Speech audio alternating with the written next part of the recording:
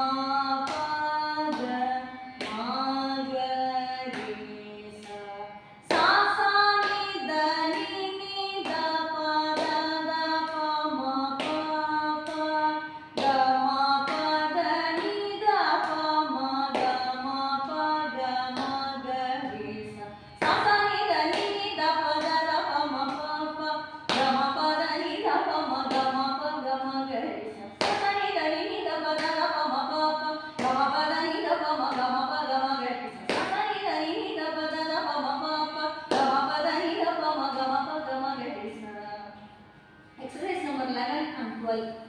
அதில் ரெண்டு பெரிய வித்தியாசத்தை நீங்கள் பார்க்க முடியாது. சின்ன வித்தியாசம்னாலும் அதை நம்ம லேர்ன் பண்ணிக்கக்கூடிய வித்தியாசம். 11 சா மீ த நீ கமா போட்டுருக்கோம். அந்த சா ஆ வரும்.